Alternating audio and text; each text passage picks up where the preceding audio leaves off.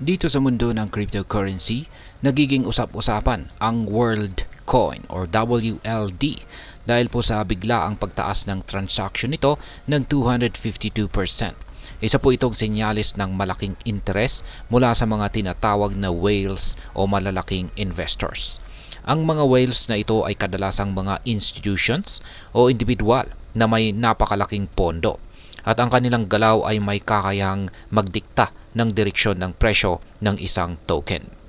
Kaya ang tanong ay ano po ang ibig sabihin nito at paano po nito naaapektuhan tayong mga Pinoy crypto enthusiast. Kaya ayan po ang siyang ating pag-uusapan sa video na ito.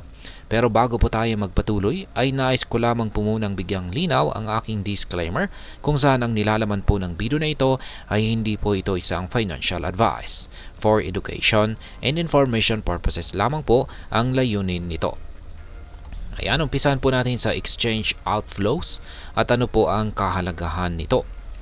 Yan, ang isa po sa pinakamalaking balita ay ang $20.20 million na halaga ng WorldCoin tokens na inalis mula po sa mga exchanges papunta sa mga personal na wallet. Ang galaw na ito ay kadalasang ginagawa ng mga long-term investors na naniniwalang tataas pa ang presyo nito sa hinaharap. Kapag mas marami pong token ang tinatanggal or wini-withdraw mula sa mga exchanges, nababawasan po ang supply na pwedeng bilhin ng iba or parang nababawasan yung availability nito.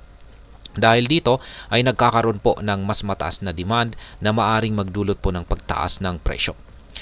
Para sa atin, bilang mga Pinoy crypto enthusiast, mahalaga po ang trend na ito. Dahil ito'y sinyalis na ang malaking players ay may kumpiyansa or confidence sa WLD or WorldCoin. Sa madaling salita ay mas marami pong posibilidad na maging bullish ang market o magkaroon po ng patuloy na pagtaas sa presyo. Ngayon ay ano naman po ang sinasabi ng mga technical analysis? Ayan. Sa technical na aspeto ng WorldCoin ay nagbibigay din ito ng dahilan para maging optimistic. Sa kasalukuyan ay nananatili po ang WorldCoin sa isang critical na support level sa presyong $2.5. Ano po ang ibig sabihin nito?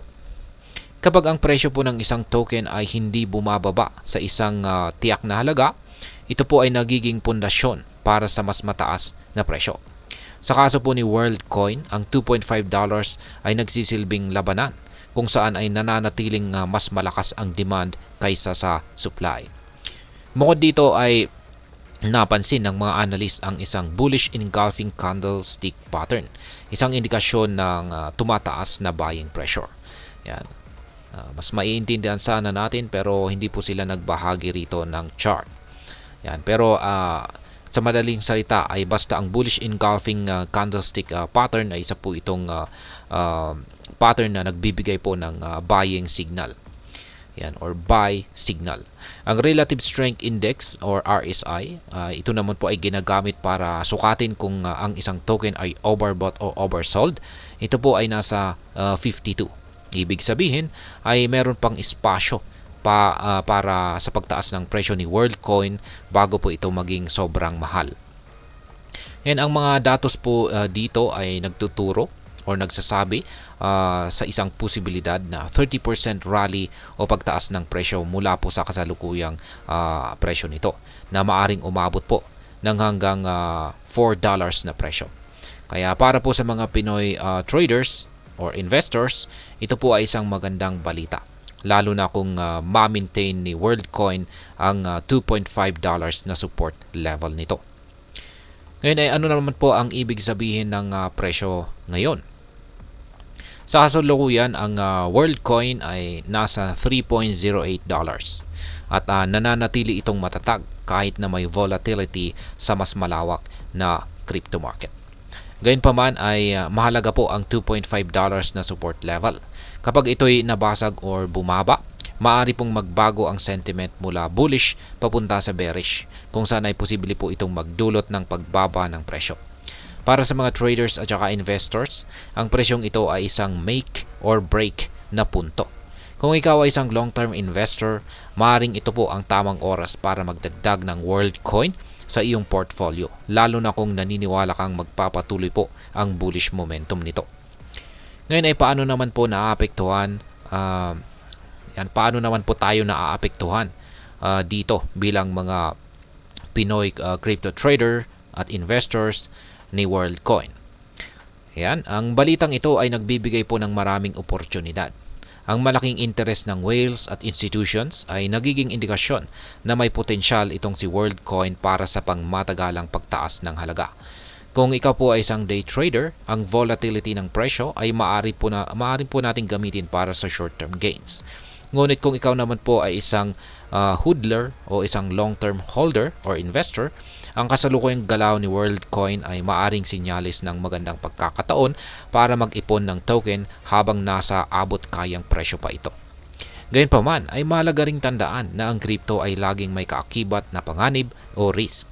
Ang pagbagsak po sa ilalim ng presyong $2.5 ay maaari po itong magdulot ng bearish trend. Kaya mahalagang maging updated sa mga balita at technical indicators. Ngayon ay ano naman po ang aking masasabi tungkol dito? Ang biglaang pagtaas ng transactions dito kay WorldCoin ay isang malinaw po na indikasyon ng tumataas na interes mula sa mga malalaking players. Para sa akin, ang mga ganitong balita ay nagpapatunay na ang crypto market ay patuloy po na lumalago at nagiging mas sopistikado. Gayunpaman, bilang isang investor, kailangan po nating laging maging maingat. Habang ang mga bullish signals ay nakakainganyo, dapat ay handa tayong mag-adjust sa anumang pagbabago sa market. Kung ikaw po ay isang Pinoy crypto enthusiast, maganda pong pag-aralan itong si WorldCoin at iba pang mga tokens na may parehong bullish signals. Pero tandaan, ang tamang diskarte at maingat po na pagsusuri ang siyang susi sa tagumpay dito sa mundo ng crypto. Ayan, kung gusto mong masundan ang mga updates tulad nito ay wag mo pong kalimutang mag-like, mag-subscribe at i-turn on ang notification bell para hindi ka po mahuli sa mga pinakamainit na crypto news. At ayan, marami pong salamat sa panonood. Ingat po tayo lagi at God bless po sa ating lahat.